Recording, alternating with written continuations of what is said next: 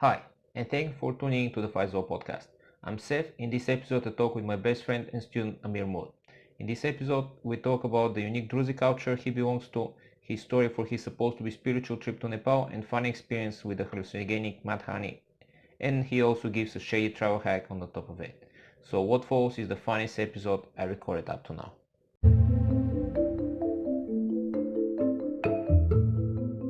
This episode is brought to you by Tambourine Spring Water.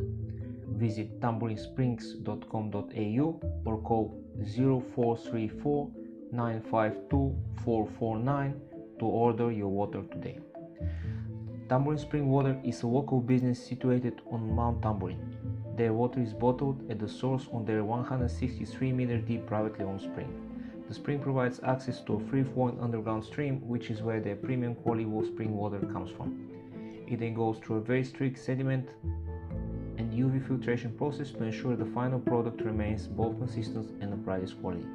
It is then bottled and stored until it leaves for the client's home or office. Most water companies in Australia all cart their water from a contractor before being processed and then bottled, which leaves lots of room for contamination and foreign bodies entering the water.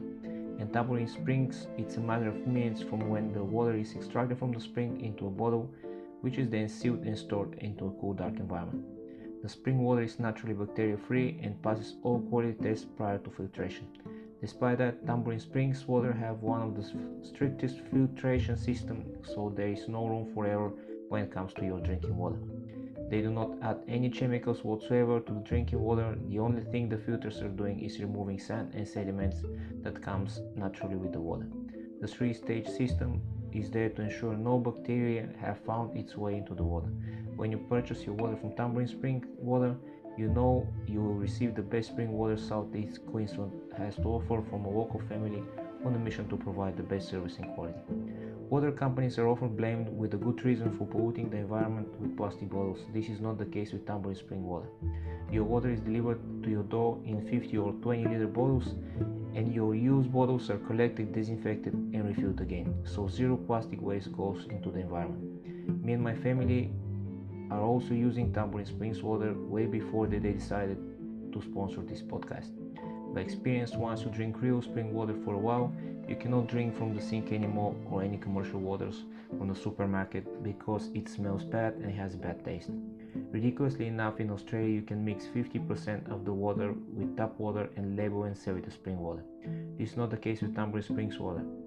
I personally know the family who owns it, and I have been numerous times in their small factory to see my water being bottled straight from the spring after the filtration process. Majority of my team also purchase their drinking water from Tambourine Springs Water. Find out more at tambourinSprings.com.au or call 0434 952 449 to order your water today.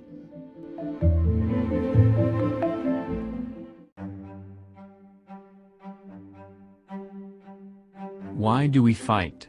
To protect home and family. To preserve balance and bring harmony. For our kind, the true question is, what is worth fighting for? The Fight Is All podcast. Okay, we all know. You're not going to represent yourself because no one cares who you are. And what? Well, you know how I'm asking the other people to present themselves? But no one cares who you are. Yeah, gotcha. And you still haven't done nothing significant, so you just go with the story of the trip. So, the trip, India or Nepal. By the way, why you guys went there in Nepal? So basically, my parents go every year for the last 3 or 4 years for spiritual reasons. There's a lot of importance in that part of the world for all religions and all everything basically came from there, as you would know, and then spread across to the Middle East, then Europe, and so on. So they go for those reasons, and they all every time they come back, Uncle Georgie, who's my father, but that's his nickname. He's like, you have to come. Anyway, so backtrack, quick story. They were in Tibet last year, and they were walking, and then up in the mountains, and you meet villages, and like you go through all sorts of cool places, and it's really underdeveloped, and they're really beautiful and simple people. So he calls us when he got some internet one day. He's like, "Hey, oh, guess what happened today?" We're like, "What?" He goes, "I made a deal. If we get you married from one of the girls from there, they'll give me 5 yaks," which is their buffalo that they have there. I was like, "Nah, not happening." But anyway, so moral of the story: the people are really friendly, really nice. So this year we had the chance to go, and we said, let's do it. So we did a lot of walking and trekking and all that kind of stuff. But there's just so much to see, and that was mainly the reason to go. So, Well, not many people know the people around us, but you're kind of a very interesting culture, and I'm kind of curious how this place, and especially the places where you went, Tibet, is connected to the Druze culture. How's, so by the way, like correct way to say it? Druze. Druze. Yeah, not Druze. Jews, Druze. Well, because I know about the culture from before I know you, and the way that it's known my language is Druze. Yeah. We call you guys Druze, but I'm not really sure. I was not really sure how it's called in English. Druze is there's a guy called Nishtakim al-Darazi, which is a guy. He was from our people, but as you know, from every religious group or every sect or any group, there's always got the good and the bad. He actually did a big massacre and killed a lot of, I think it was Muslims at the time or something like that. And that's how everyone labeled us as Druze because of this guy. That's actually this guy's last name. Oh, that's his name. His last name. His name is Nashtakim al-Darazi, which is okay. yeah. So that's how we just got labeled Druze, which Druze is like, we are Druze. It's Druze in Arabic. But the actual name of our group is Muwahhideen, okay, which that's the name of the group. Druze is like unofficial kind of, everyone just calls it Druze, but it's Muwahhideen. I have heard Muwahhideen, and it has a meaning. Yeah. What does that actually mean? It kind of means like Muwahhid means kind of like singular, or because we came off the main religion, because we saw how things were going, and we pulled out and said, okay, this is wrong. This is going the wrong way. It doesn't make sense what's happening from Islam and all that, and then we've kind of just gone into our own little sect. So Muwahhideen is basically like we've divided off that sect, and that's kind of what it means in a way, that we don't just follow whatever's happening. We always think with our mind, we analyze, we see what's right, and if it makes sense, you believe in it. If it doesn't make sense, you don't believe in it. But that's basically where Muwahhideen came from. So, whereas exact translation, I'll get it for you, and we'll get the exact. But it basically means. Well, I've been reading a bit, since I know, because since I know, it makes sense for me. It's like I'm a bit curious, like I have huge interest in symbolic and faith, and especially Druze culture is known about the Gnostic way of perception of the faith and stuff. So that's why it have been in my radar from before, and also since before I ever came here. Yeah. So I know about this small group of people. And their way of perception of the faith and knowledge and everything. So they're known.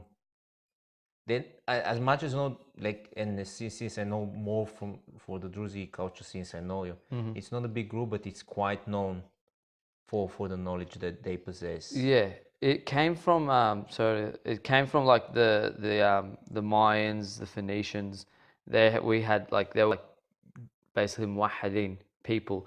Like the Phoenicians were very advanced of their time. They were that's where our bloodline has come from. They actually, interesting study they were doing at American University. They was trying to find the Phoenician bloodline, where it came from, and they searched all over Lebanon, Iraq. They went Syria, they went everywhere, and they just said, if you go get the DNA from a Druze, Druze, it's the purest DNA, because we haven't mixed with other bloodlines. We haven't mixed with the with like Asians or all that. So from that, they were able to derive and find the genetic traces of the Phoenicians through that sample. Well, to be honest, I don't know much about Phoenicians. That's something new for me. So, who was the Phoenician and what they was doing? Interesting point. Yeah, so Phoenicians were basically a civilization that were far ahead of their time. I know that the one thing they fucked up, they developed the money science. the currencies. All the currency symbols are actually Phoenician symbols. Oh, really? Yeah. Wow. I never knew that. Well, the dollar symbol, it's Phoenician symbol. The euro symbol is Phoenician Well, symbol. so All currency symbols that has these letters which are not letters but they're kind of symbols, they're Phoenicians. But it makes sense because they were the first civilization to bring world trade because they had the best ships made from cedar. They were able to sail. They actually got all the way up to northern Europe. They got up to like Iceland or something. There's traces of Phoenician ships. So they were able to connect the world together. There's even traces of them landing in America, Australia. There's Phoenician currencies everywhere. And they pretty much tied the world because they were the best sailors at the time. And they were bringing cotton from Asia to Europe. They were all over the world. So they were the first civilization to bring the export industry back then. So they were very advanced, and as with all civilizations, they come to an end. And that is interesting. How they come to shrink now to pretty much a small group, which is pretty much, if you exclude people who are like you, like somewhere spread around the world, it's pretty much like the Druzes are concentrated in a city in the mountains, which is like it's very historic place for us. Like our land at the time used to be go from Syria, Lebanon, and Jordan. We had very big land, but wars come. We had the Turks, the French. Territories are always changing. The Ottoman Empire went from owning half the world pretty much to now Turkey's like the size of Tasmania, a bit bigger. But you know what I mean. So it's comes politics and war change everything. But our people live in the mountains. We're very high up in the mountains. We don't care much about politics and all that. If whatever the leader of the country is, we go, cool, we support you, but just don't come near us. So we have that mutual respect with a lot of other groups. So yeah, it's pretty simple philosophy for us. It's basically your mind is your prophet. So if you can't, and our main philosophy obviously is knowledge. You've got to. We learn chemistry, physics, biology, because all that ties in with our books. There's for us, we don't believe in miracles. It's all can be proven with science and physics at the end of the day. But back in the time when someone never understood something, oh, it's a miracle. Why is it a miracle? Back then they didn't have that understanding of what was going on. But at the end of the day, everything that was done, not everyone can do it. Certain people are gifted to do it, but at the same time, it can still be proven with science. And that's where these days we bring science and our religion, it all marries together. So, how people will go, oh, science is one thing, religion is another thing. It's like, okay, if you don't understand either of them, of course it's always going to be like that. But for us, it's always they all got to come together, or else it's not. Well, the thing is, like, I once have this opinion about science. If science is separate from the spiritual knowledge, it just wastes its time to discover things that spiritual knowledge already has. Yeah, exactly. And that's waste of time and energy to discover things that the spiritual knowledge already has. Yeah. So but that's kind of the favor of the material science of our days. Mm-hmm. They decide to separate science from the faith or from spiritual knowledge. And what they're doing now, the science is actually just proving things the spiritual science knows from ages. Ago, they just find out something. Oh, they find out this how it's called quantum physics. Yeah. They find out there's another world. Yes, but that's what spiritual science says. Oh, like the string theory. Ages. It's in our books. Theory. It's all in our books. It has been already there in the sacred books of different different spiritual teachings. Yeah. And it's kind of sad, like looking for practical way, because as an engineer, I always trying to be practical. Okay, so why we not stop wasting the time? Just combine the thing and just try to discover something new instead of proving something and trying to debate about something that people already knew. That's why they wrote it. It's just 100%. It's just like it will discover. Okay, you can try to understand, that's fine, but why not to use the achievements of other civilizations, of other who were more advanced than us, by the way. Yeah, well, I think I don't think, I know it's a false perception that we're the most advanced civilization. It is. Because as a humans, we're devolving at the moment. At least we was devolving until soon. Mm-hmm. Like as much as from now the universe come in in turn stage, so we're coming closer to the center of the universe, so we're starting to evolving now, which is backwards, but we was already there. Yeah. So in a cycle now, we're in this cycle that we start to evolve again, but we're kind of just near to the bottom line of devolving. 100%. And the thing is, the civilization before us, they was actually developing in this more advanced state of mind, spirit, consciousness. That's what I was going to say, 100%. Because now they base civilizations, what's the word, on how advanced they are based on like computers and phones and stuff, which is doing the job of what previous civilizations were able to do with their bodies without all that technology. They So didn't need that. they're creating technology which is detaching us from our senses. Like we've got way more than 5 senses, right? But now, you know, we've only got 5 senses according to science, and that's all well and good. But back then they were able to communicate with each other and do so many more things without technology. But we've lost that, and now we're creating technology to do what they were doing without it.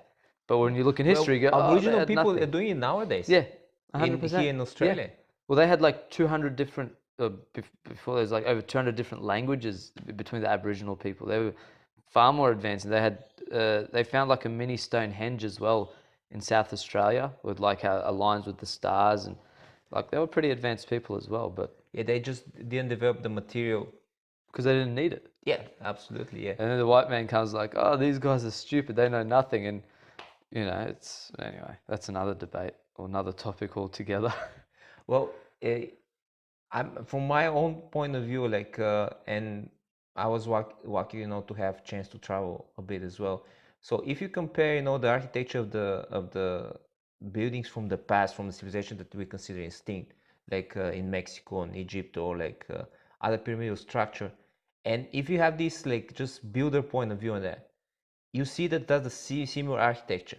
Yeah. Because if you, let's say, like our world like stop existing from tomorrow, but it doesn't matter if you go in Sydney, if you go in Hong Kong, you go in New York, or in like Brussels, any European city, the architecture is the same because civilization is the same. Civilization is global.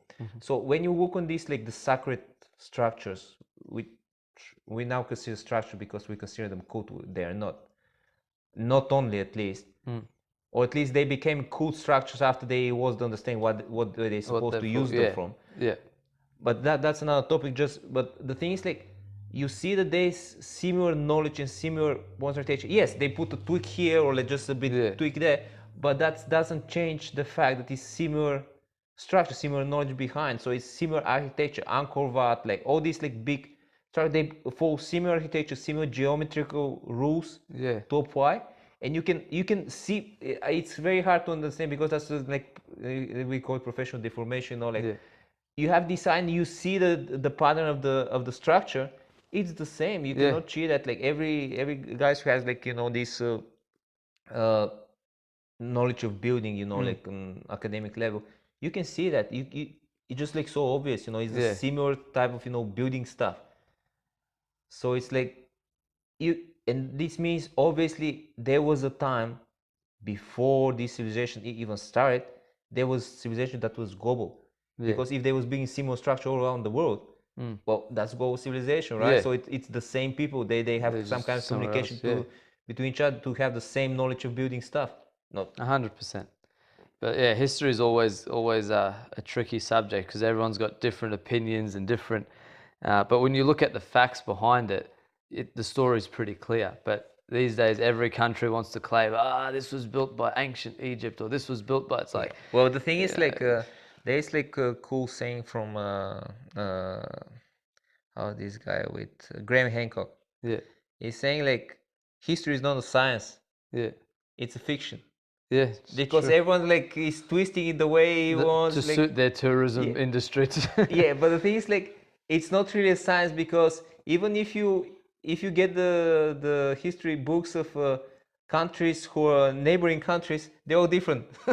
It's true. Because everyone's like twisting the same to suit themselves, the same events to themselves. 100%, and it's unfortunate because especially in school, you know, like you grow up here, they teach you history, and you listen to it. Then once you get a little bit older, and you start to investigate your own things, and you know, because we always got taught when I was a kid is, don't just believe everything that gets told to you. Like you have to dig into it, and because if you're going to tell someone something, You can't just go, oh, but this guy told me this, so I'm just telling you this. No, you have to make sure you believe in what you're talking about.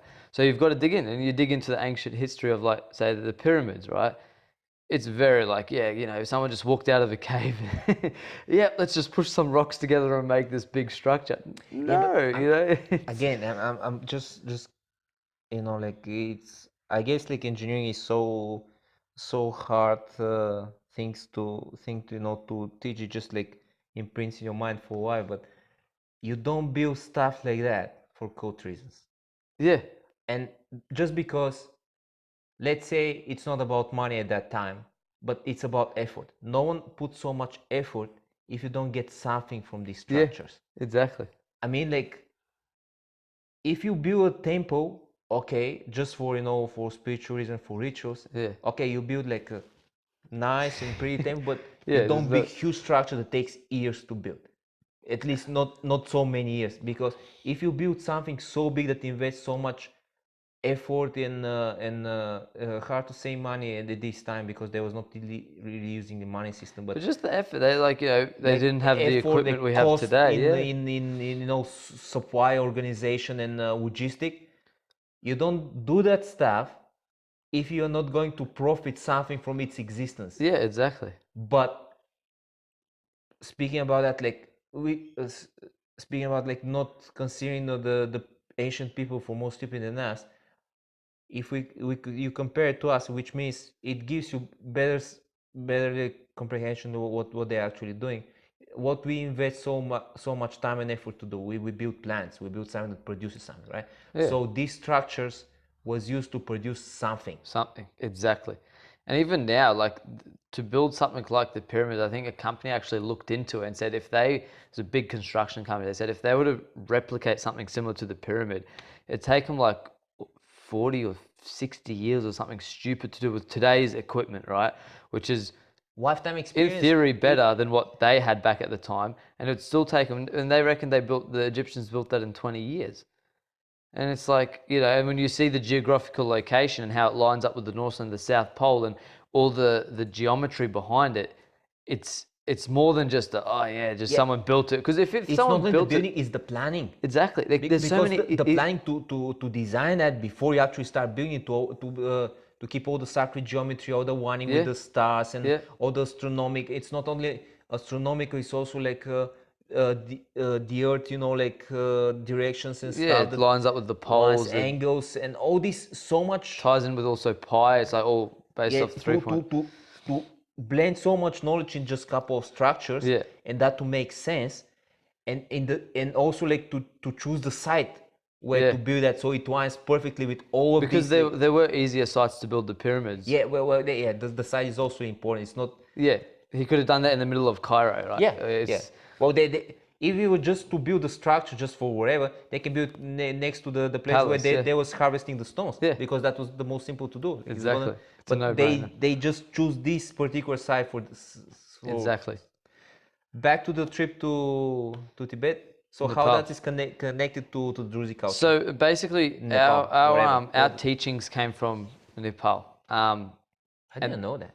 Hey, I didn't a know lot of the foundation of, you can say, all religions basically came from that side of the world, like the essence of it, and then they spread through Middle East and then so on. So Buddha was one of our prophets as well, and he's like, for us, we consider him like, because he's the universal mind. So we also visited Lumbini, Buddha's birthplace, the tree where he got enlightened, and it's really nice. But like, you go there and and your hands basically go numb in some places from the energy you feel there. You just feel like there's pins just, at the start you're like, oh look, my hands are a bit red, and then like after you spend a few hours in some of these places, you're like, okay, this is not funny. My hands are actually like, they're hurting. It's like I don't imagine that it's actually something is going on. Yeah, it is like amazing energy, but it's really interesting. The people, so that mainly we went for spiritual reasons, and also it's a really nice place. There's a lot of trekking. We did a lot of climbing, a lot of walks, and next year we want to do Everest Base Camp. That's the plan. So if you're not doing anything towards the end of next year, try and free up some time, and we'll I'm fine for climbing up. Oh yeah, we'll take your helicopter on the way down. Or you can just jump from there with Yeah, with the planner or parachutes or something, just something. like Yeah, just to guide now. make it down. Or we can hire a yak because we're gonna get 5 once I get married. We'll get Or 5 if I'm yaks. getting rid of you, that I'm fine. You know, I'll give you for 3. Yeah, 3. So we make a good deal. I give you for 4. So 4. I give 1 to your dad. So get To the 3 the ones. old man. But yeah, so that's how we went. And so Lumbini, like we stayed in Kathmandu and we did like mainly day trips around Kathmandu. But Lumbini, we had to fly there. So we flew in the morning. We went to Buddha's birthplace, spent a bit of time there. Also, a really cool thing is they got over there is like they've given each country a space for them to build a temple. So Austria has a temple, Germany has a Really? temple for the Buddhist people. So the Buddhist people of Austria, the Buddhist people of Austria, they like make money, like put their money together, they build a temple. Buddhist people of Germany, Australia, I don't think have one there, but China, Thailand, most countries have a temple there, and it's all around this big kind of like, in a way, they've made it like a big park. You know, it's all gated off. Each country has a little section. Buddha's birthplace is on one side, and then all around the edges on the bottom half, they've got all temples. So it's pretty cool place. And back to the people there, you see, like, you know, I'm from Syria and my father's Lebanese, my mother's Syrian, and you know, people consider them as third world countries, which is cool, but the people, like, I thought we were poor, right? Like, I thought back home, you know, you see poverty and, you know, it is bad, as you'd know. But you go there, Lumbini and Nepal, and you see, like, you know, like cardboard houses. There's cardboard houses there. It's that bad. Like, someone's house is just a tarp hanging on some old bamboo, and, you know, like, it's really poor. But you see the smile on their face. They are much happier, and I can guarantee you their suicide rate is less than in any Western country. 100%. Saw this in Laos. They pretty much living in bamboo houses, and there's nothing inside. Yeah, Literally there's nothing. It's just a dirt floor. It's just a floor and roof over your head, and you don't really live there. You sleep. They sleep there. Yeah, but then in the day they're in the fields. And during the day they're on the fields working. That's it. That's all they have, and that's why like no one steals there. Yeah. Because there's nothing to steal. Yeah, exactly. Everything that you would steal, you can do it yourself with your hands. That's it. You know, just like there's nothing to steal. There's nothing. You know, they got a few cows or their rice fields or buffaloes or whatever, and they just exist. But it goes back to, you know, how the West views these third world countries in apostrophes or whatever they call them. What's considered a third world country? If they don't have, like, if no one's got internet, does that make it a third world country, or what makes it third world Laos, country? they didn't have electricity. Like I was working there, was, you know, was building the water power plant. So for first time we just like brought, you know, to the villages nearby, you know, just like a wine with just one white bulb, you know, for a house, just for, you know, for the kids to be able to study during the night. Yeah. That was first time since that was like which year was that? 2016. So it's 2016. For first time they had like a electrical white in but they're happier than us. So it's like, how's that a third world country? If it's just to tell that I have seen, you know, people living in similar, you know, conditions, but they're way happier. You know, they're always smiling. They love to share their food. They do. And what's actually stunningly different as a culture, because, you know, I was working with the village because it was part of the project, you know, just, you know, to help them, you know, to just the village that we affect with actually flooding some of their rice fields, so we just have to compensate. So it's kind of, you know, part of the project was dedicated, you know, to develop the villages. But the thing is, that's how I became king for a day. Yeah, that was the only way to become king. Yeah, but that was my dream since kid, to be king, and I become king for a day of one village. The thing is, like, it's very awkward that they actually think very differently from us me at this time of warning with the Western people. Yeah. For example, like there, if when they're working on their fields, when it's like harvesting season. Yeah. So this day, for example, you know, they work on your rice field. Yeah. So they do the harvest, then the next day they work on my rice field. Then on the next day or next week, or whether it's not like just for a day, just a couple of days work. Then when we finish, we go to our neighbor, you know, rice. So they kind of work together, like. Yeah. And that's super different from what we do, because we don't share like that. Or if you need someone to work for you, you have to pay him. Yeah. Right. So if you have to do your harvest, you have to try yourself. You have to hire people. Yeah. And there's not the whole village is actually living as Yeah, and they help each other out, like rather they than live in employing community. people. Yeah. They just So you don't employ people. You just someone comes to help you to do Yeah. your harvest, and next day you go come to help him, and that goes through for the whole village. Yeah. So pretty much they're harvesting together. So this is like today is like Ameer's field, and these days we're working for Amir. So next day we're working for this guy. This guy until the whole harvest of the village is collected. And everyone's collecting his own harvest, but you just Yeah. go and work to everyone else they just help it. as field, and then they come help you.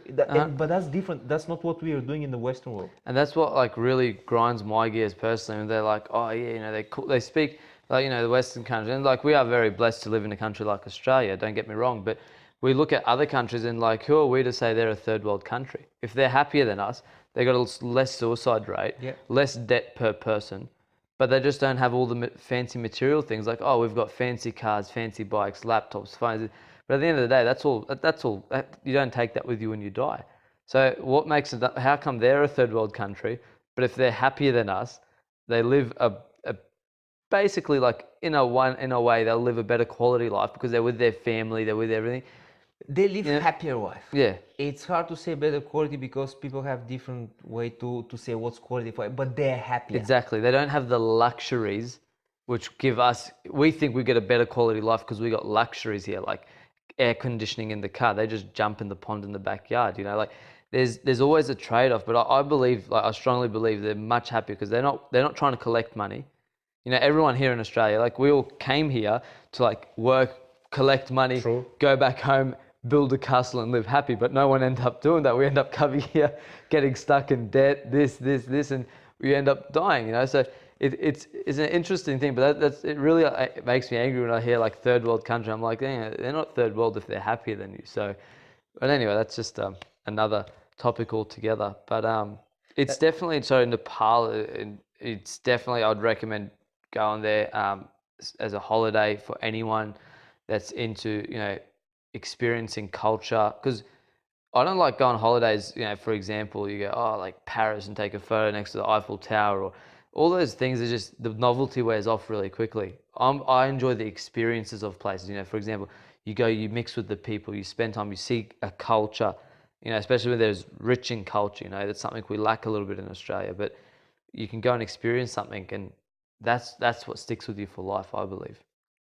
The thing is, like, you can experience culture on trip. Like, you know, like when I travel, I do pretty much like, you know, like I try to, you know, cover as much as I can as impression and stuff. But the thing with experiencing, you can experience culture a bit, but you cannot really experience the way of life for a week or two. You have to stay like months, yeah, of course, to actually experience how people live. Because I know, like, for example, like when I was going in like Indochina part of Asia, like 2016, what happened is, okay, when you're there for first 2 weeks, everything looks fun and like you know, colorful, and you know, and the honeymoon stage wears off very quickly.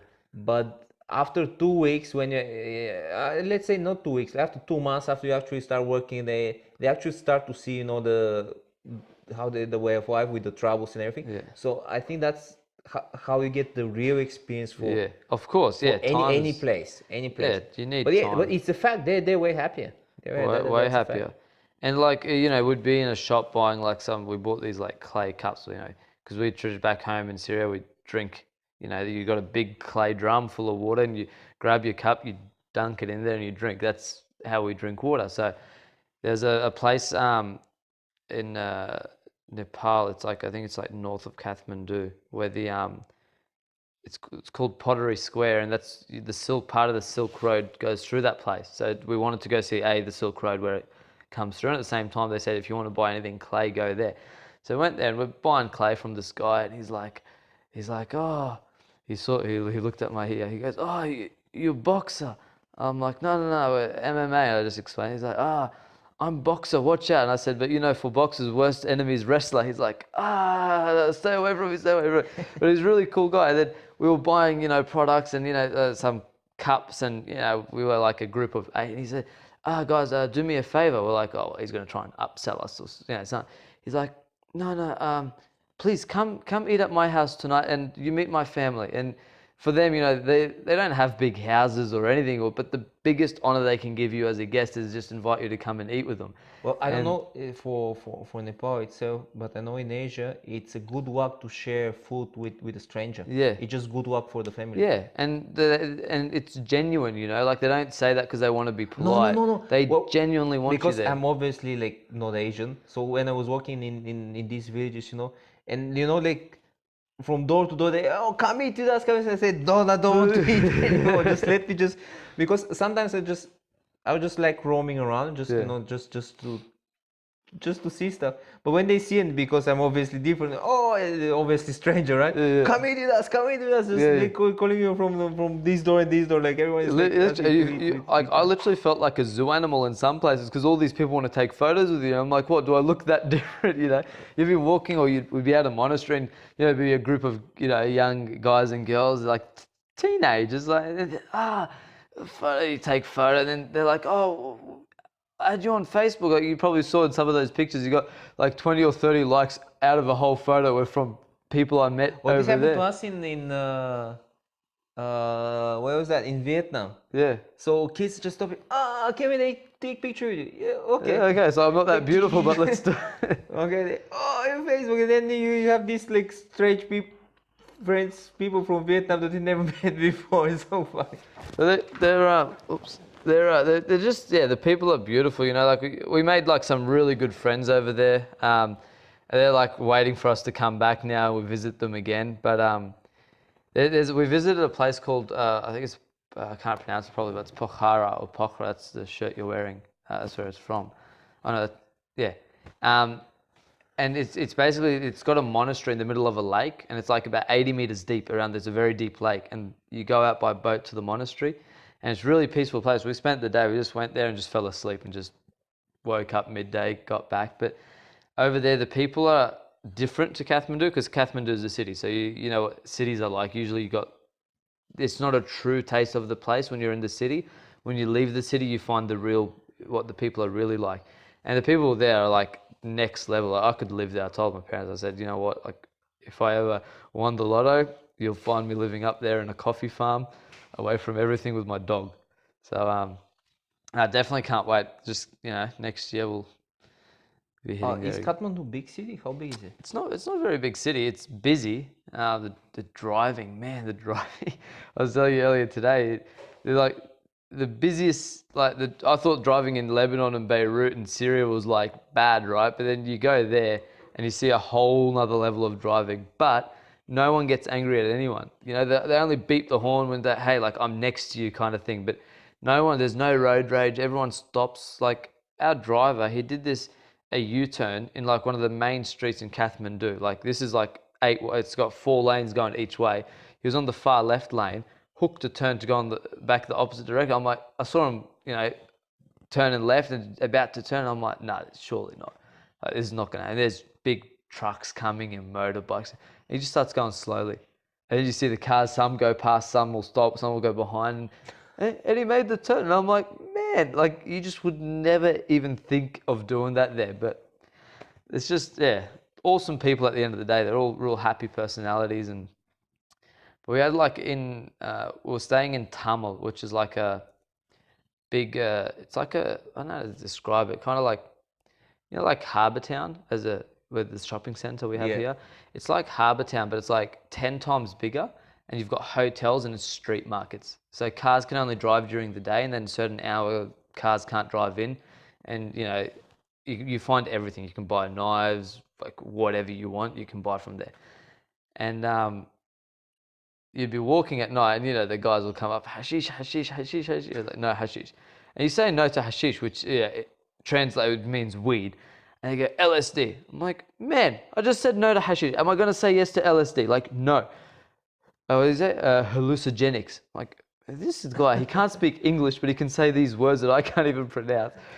No. Anyway, then you go, and the same guys every day, like they're asking. One day, me and my brother were walking, and I was just like, you're walking and you see, like, when you get to the edges of the market, you see, like, the dodgy people. They're just, like, just sitting all over, like, up on street posts. And kind of like in the Jackie Chan movies, you walking in and you just, like, look left and right. And you can tell the ones that are going to sell you weed because half their face is drooping, like, or LSD or drugs. They're just, like, just absolutely retarded. They're dribbling. The eyes, they got a lazy eye. It's, like, just really messed up.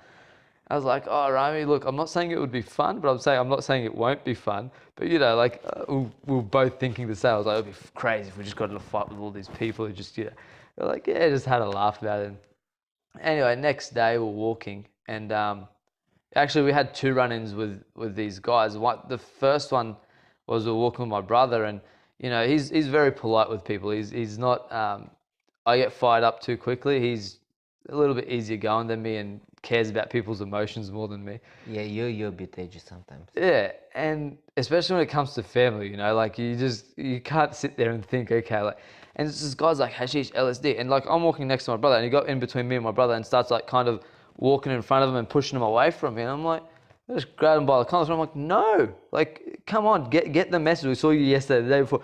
And my brother starts getting angry at me. I'm like, man, like, I'm sorry that I got involved with you. He's like, nah, but I could do this myself. I'm like, yeah, that's brothers. They're always like, we always fight, whether I'm right or wrong. We're always in a fight. And the second time was in front of the hotel.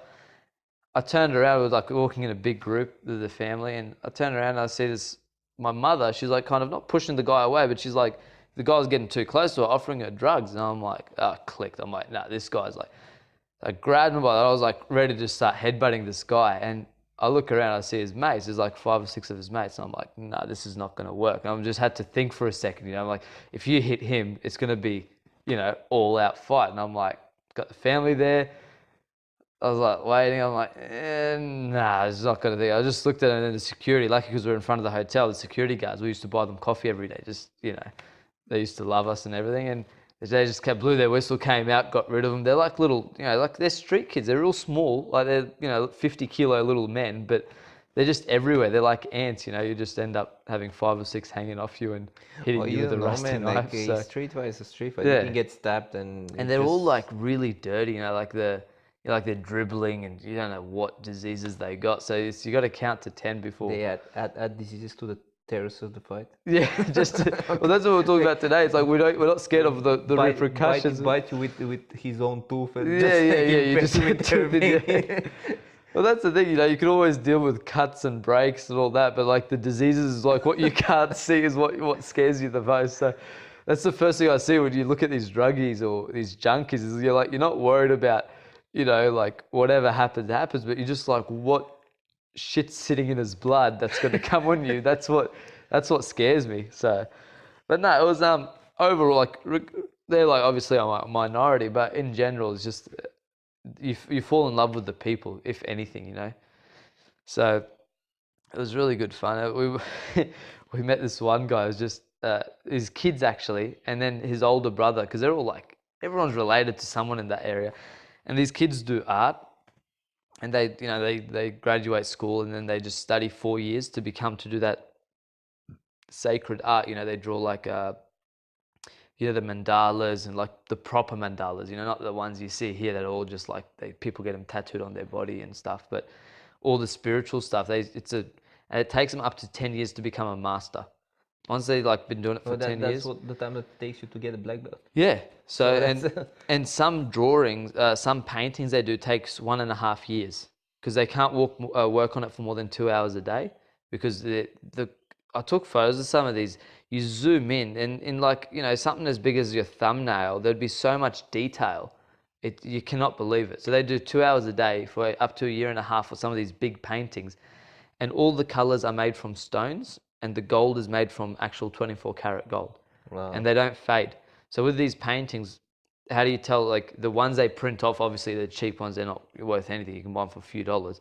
But with those ones, when they get dirty, the way to clean them, they say you cut a bit of garlic in half and rub it. And what it does is it brings all the colors back. That's like an original one. It will never fade. It will last you 200 years. You won't fade the color because it's all made with proper natural colors, not ink that you buy from China or anything. So what is actually the substance you paint with? It's made from different stones, And what is like the binding material? It's kind Like of glue oil. or I something? think it's oil. What It do you mean should the be binding something that is material? like, because like what they're painting over. Oh, they're What's the painting over base? like it's cotton, something. I think it's like a cotton, like a special, or no, sorry. It's like I think the skin of a yak or something, like some sort of leather, or it Uh, comes off an okay, animal. so the paint is made from kind of stone, right? Stones, they grind them and And with oil and they paint or kind of fabric or like yeah, skin. yeah. Okay, what's the binding?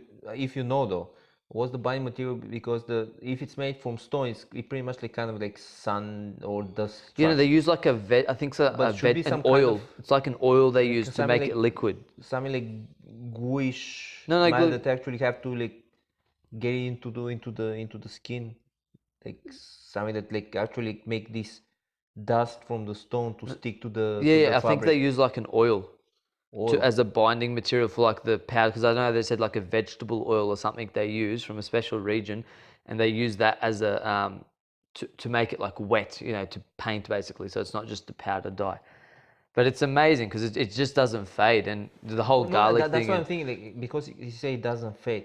It doesn't fade. Someone has, to connect either chemically or either like yeah, in other way. The dust, which is actually the paint, yeah, the car element of the paint, and the fabric. yeah, Because as you said, like if it lasts so long, and then you just like brush it, and it's with like still garlic, yeah. new, which means like this thing is just like kind of like for some reason sticks for the fabric. Well, I also was it's just the wondering color. what's the. So like the color, like with inks and stuff, it's all artificial made. Those dyes, like they fade eventually in the sun. But when it's natural It's because material, they're chemically unstable, so they yeah, kind of like they get away with yeah, the time, the just like pollutants in the air, that's why they smell, yeah, because the smell means like it's something is dissolving, so it's losing atoms yeah, like from the gases are substance, so it just like evaporating, yeah, that's why it fades away, because just it loses this part of the substance, so it fades away because just like losing atoms, and with the yeah. time it just fades. But yeah, so these kids, they're like, come, like we'll show you this. This is our art school, because this art school, they basically it's a non-for-profit. Well, that's what they say, but you know, and it was in this 100-year-old house, and you walk in, and you know, you see all the paintings. But where I was getting to is his older. We bumped into this kid's older brother. So this kid added us on Facebook, and then his older brother recognized us and saw us on the streets. Like, hey, you know my little brother, blah blah blah. We're like, yeah, because it was all near the hotel. And you know, we're sitting there, and me and my brother, we always like to. Me and my brother play jokes on people when we're out. You know, when you're somewhere, no one knows who you are. It's always just fun to just have a laugh. So this guy comes up, it's like, hey, how are you guys? We're like, oh, where's a good place we want to get a massage? Like, we don't want anywhere dodgy. You want somewhere good. He's like, oh, over there's like my friend's shop, blah, blah, blah. We'll take it there. I say, hey, look, if it's not good, we're going to have to find you. And then, we're going to have to talk to you because we don't want to waste our money. He's like, yeah, no worries, all good. We went there, really good massage. We saw him later that night at the shisha shop. We just used to go there to eat. We don't smoke or any of that, but it was just, they had good food there. And he's like, oh, well, what's wrong with your ear? Like, he was really concerned. I think the first time he saw cauliflower ear. I looked at my brother, and I just smirked, and he was like, yeah, we both knew we were going to play a joke on him. So I was like, man, I said, between you and me, man, like, I don't like people knowing, because it's a part of my history I don't want to go back to. But I was actually put in jail for 4 years. He's like, far out, what happened? I was like, man, I got hit with a pole and ear just exploded. And he's like, man, and he saw my brother was dancing at the time. They had some music. He's like, oh, your brother's really good dancer. I was like, yeah, because we spent 5 years in jail, like, and he would just dance and we'd just train. And he's like, what did you guys do? Like, oh man, someone owed us money, and man, this guy's like swallowing his, like, he's like, oh shit, these guys, like. And I was like, yeah, but like, we're just trying to stay straight and like not do anything. And he goes, oh, so you weren't joking when you said you'll find me? I'm like, nah, man, like, once we click, we just click.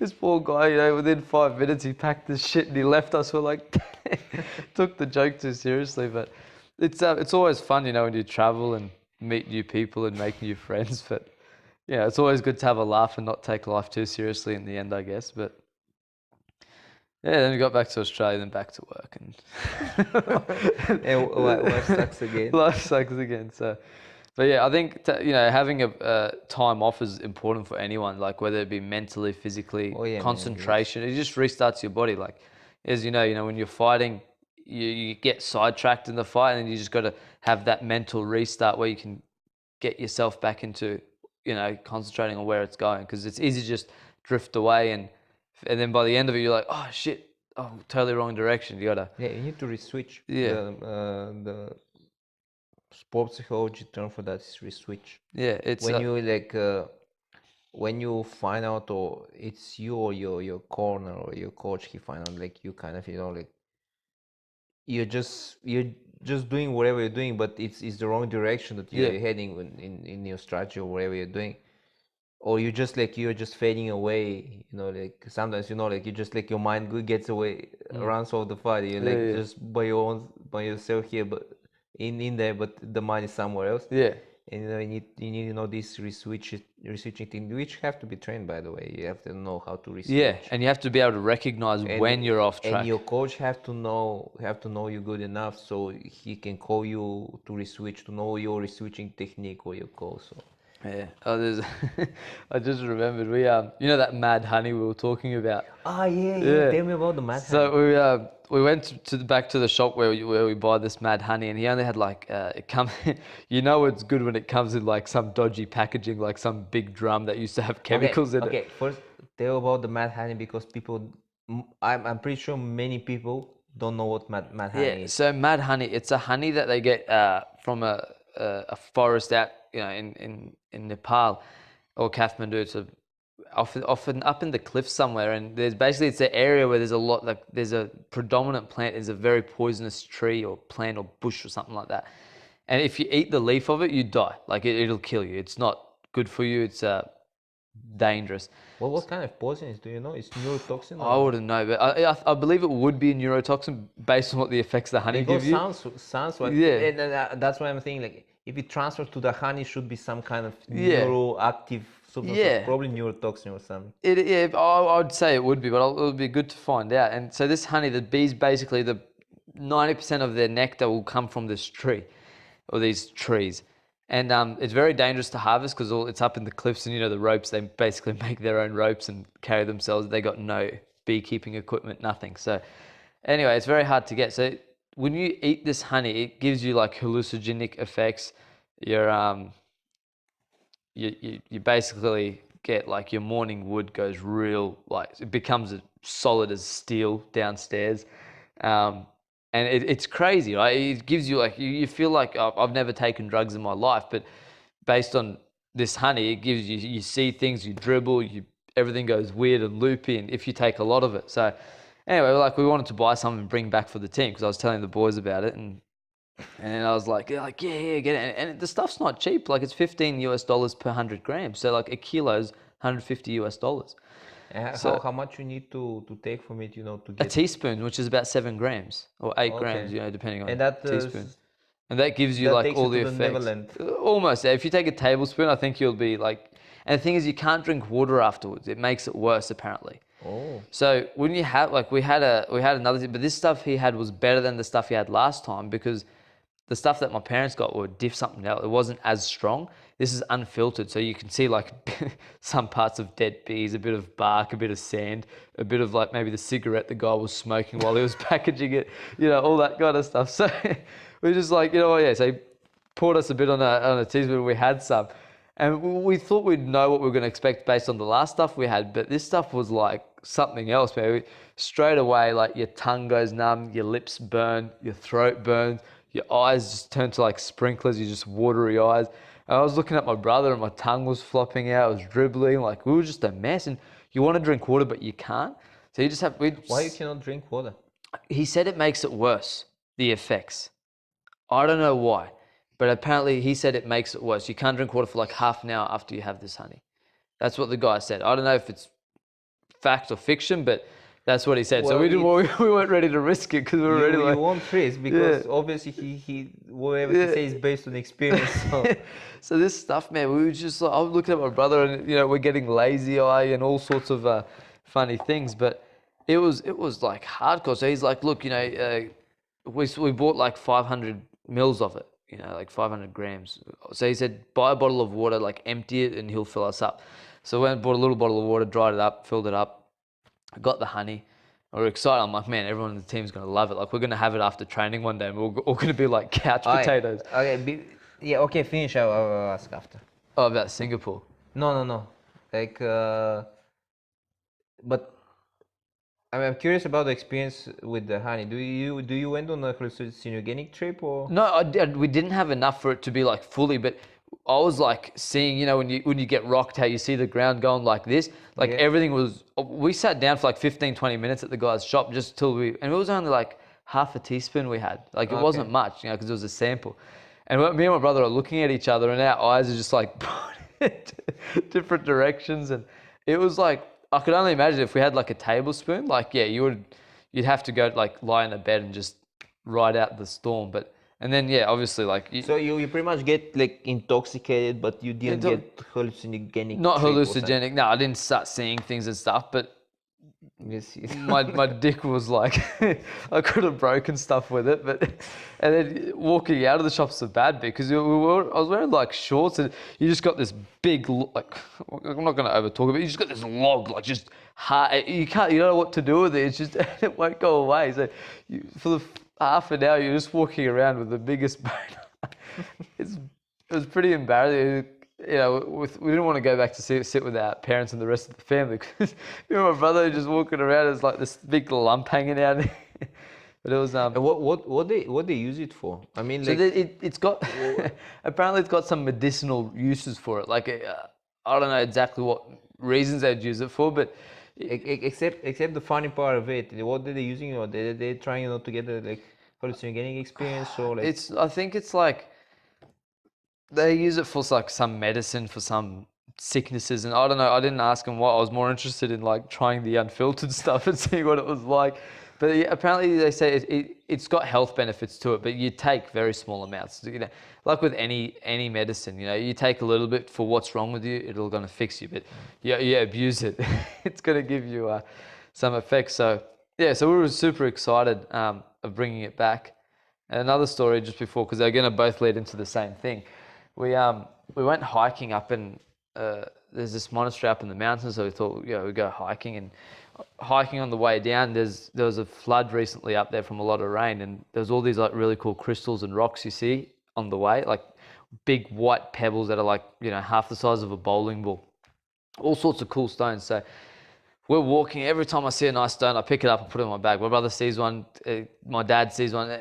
I was the only one with a backpack. So by the time we got to the bottom, Isn't it funny that you do this thing with the stones always when you're on place that is not yours? Because on place that you live, probably there's similar stones but never impress you. it's That's true. kind It's of true. But weird. the stones over there, like it's just so like a white stone that's almost like a perfect shape. Just Is it after you had the mad honey, so your No. stone impresses so much? No, that was like after. But so we're walking down, and then Dad's found stones, and I'm not gonna let the old man carry stones. So I said, "Give me your stones." And then end of the trip, I couldn't even take my backpack off. It was just full of stones. So I was like, it was cool. We like rocks. We collect random rocks and whatever. You know me. I've got a thing with rocks, and my lucky stone that we forgot to take to Melbourne. Anyway, so Your pet stone. pet stone. And so we got to packing it. We packed our bags, and then, having being Lebanese, the mother always wants everything to be perfect. So we've packed our bags. Mum's come into our room. She's like, "Oh, you guys go do whatever. I'm going to make sure your bags are all perfect and everything's folded, and the dirty's away from the clean stuff and whatnot." And she weighed the bags, and our check-in bags were heavier than, or was a bit overweight. So she grabbed the stone and put the big white one, like the little ones were in there, but the big white one she puts in our backpack. Oh, but you actually tried to get those stones. Yeah. So, but we had it in the checked bag, which is fine. And she also took the mad honey and put it in our backpack. So we get to Singapore, which is always like absolute like straight edge over there. There's nothing like gets allowed on the. You've got to be very careful when you travel there. And we should have known, but we didn't know what was in our bags. So Mum's just gone and changed everything in the last second. So we get there and we're about to jump on the plane, and they're scanning the bags, and then me and my brother, we get past the check-ins, we're like waiting for our bags. We're like, like final leg of the trip, we're gonna get our stuff, jump on the plane, eat food, and then just sleep and watch movies, because always got good movies in airplanes. And then our bags just didn't come out. We're like waiting, and then you just see the belt going forward and back, comes out. And then you got like the very straight edge Singaporean lady. "Is this your bag?" "Oh yeah, it's our bag." "Open it." I'm like, shit. I'm like, we're opening. I'm like, far out around me. Like, what did you put? You know, we thought like almost like we were getting treated like we had like some bomb in our bag. And we're opening it, and she's like looking at the picture behind it, and we're looking at it. We see this big black thing. We're like, what is that? Like what? Like we just couldn't think of it at the time because all the stones were in our big bags, and we open it, and then she's like, what's this? We're like, look at the bag. We look at each other. We're like, oh shit. Mum put the stone in our bag. She pulls out this, she holds it up. She holds the stone up. And she doesn't just like, we were trying to be discreet because we had this big rock in our bag. And it's kind of embarrassing, your tail's between your legs at the time. And she grabs the stone and she lifts it up like Simba in The Lion King. Like, and she's like, is this your stone? We're like, that's our stone. Why you bring stone? And the whole line, we had like, there was maybe like 200-300 people on the flight. That's my pet stone. Man, we have everyone's just looking at this stone and they're laughing at us. Like the whole line, we had like half the airport or the people in the gate were just like laughing. We're like, oh, we just found it. They're laughing with a good reason. Yeah. Why you carry a stone, stupid stone in your bag? We love our rocks. And she's like, why you carry the stone? We're like, we just like the stone. Like, we're not going to kidnap a plane with a stone. Like we just found it. And she's like, okay, what's this? Is the bottle. You got a dodgy water bottle with like yellow substance in it. We're like, oh, it's honey. And it's got bits of wood in it. Like it's unfiltered. Like it's just raw out of the beehive. It's probably got dead bees in it. I don't even know. And she's like, this can't go on the plane. And me and Rami looked at it. We were tired. Like we were really, we left. We did a few things in the morning before we took the plane. So we were like on our last, our eyes are half open.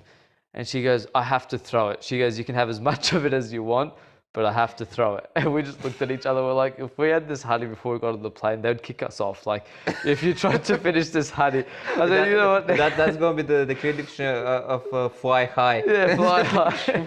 I said, if we took this honey, we'd end up saying something stupid. We'd get kicked off this flight. And we were just like, looking at this honey, we were so disappointed because, it was like, $75 worth of this mad honey. You get a lot of happy times out of it. It was just, we're like, you know what, just take it. We just want to get on this plane and go back. But and that's how I didn't try the mad honey. But next year we'll make sure it makes that check back. When we were on the airplane, we thought we'd be smart, right? We said we want kosher meals. You know what kosher is? Yeah. It's the Jewish, because apparently it's like the best meat. They pull all the veins out and like they do their ritual stuff. But like we thought we'd be smart and book kosher meals for the flights there and back. So you pretend to be Jews? We pretend to be Jews. It was the best thing, man. On the way there, the kosher meals were awesome. First of all, you get your meals before everyone. Number two, you get double meal portions. The portions you get, Sev, the fruit is like all peeled. The water, you get milk. They give you you get plain meals. It's like refugee diet. You get no food. You finish it and you end up eating the cutlery because you're still hungry. Whereas with this kosher, you get so much food. It was awesome. So they'd come up. They're like, "Oh, do you mind if we open it for you?" Because we didn't understand kosher. You have to open it. Because the priest guy prays on it and they seal it. So they're like, oh, do you mind? Because we have to heat it up. They're like, and we're like, oh yeah, they bring it. We break the seal for them. They take it. They heat it up. They bring it to you, and it was really good food. But man, we was doing some travel hacks, but I never had the idea to pretend to be Jew. It's good. You literally you get your food before everyone. Like they all, I don't know. They just and then if you're still hungry, you just say, oh, I didn't like the kosher. Can I have some? And then they give you another meal. So like sometimes when we were still hungry, we'd get another meal after that with everyone else. But it's good. Everyone looks at you like, man, how come these guys are getting these big trays that take up your whole thing, and these guys are getting these little like refugee portions. But on the way back, they gave us the worst food. Like they had these it was like tuna sandwiches, but because they can't open the bag or something, they just put it as it is in like the microwave. So it just came out this like sweaty seafood sandwich, and it was terrible. So we're like, nah, we're not eating this. But well, you cannot always be I was like, it backfired on it backfired on us, but it was it wasn't bad. Because usually most of it's vegetarian as well, but it's good food. Like they give you like pretty good quality stuff most of the time, because the Jews, they always get the best stuff in the end of the day. So use the system, and it works out. But that's a nice travel hack. Have to try it one yeah, day. just ask for kosher, but you have to book it with your tickets. You get fed before, you get treated like royalty. It's pretty good. So Travel hack. travel hack 101. But no, it was a good holiday, and now back to training and working and all the fun stuff. So Cool. Has been an hour. has it? Yeah. Yeah, good. Happy days. That was fun. No, it was good. It was good little session and memories of the trip all again. So hopefully next year we take you with us and Yeah, we go do. well, yeah, we should do it. It's good. Sounds We'll fun. get kosher and mad honey, so that way you can catch up to the Best of the both travel worlds. hacks. If someone wants to see pictures from the trip, where they can find you? They can find it on my Facebook or Instagram. We can just tag me and. Yeah. Or maybe I'll we could put even link. I could send some photos to the Facebook for the But podcast. I'm pretty sure, like, I know some guys from the Bulgaria team gonna work for it. Like, Danny Beto will be very interesting from the Mad Honey. The I'm Mad pretty Honey. Sure. But yeah, no. Even if we go, even if we go, what's it called? We do the climb. Then we could go. I'll take you to Syria, Lebanon, then we finish off Bulgaria, so the team in Bulgaria can get a taste of the Mad Honey. One day, my friend, one day. That would be good. Thanks heaps for having us. Yeah, that was actually a very fun thing.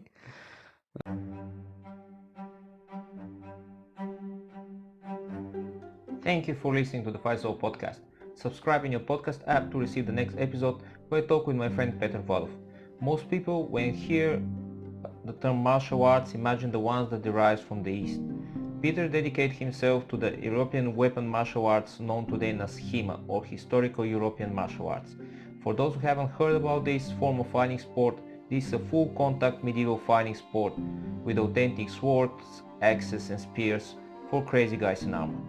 Modern sport of sword fighting is gaining huge popularity and is practiced massively around the world.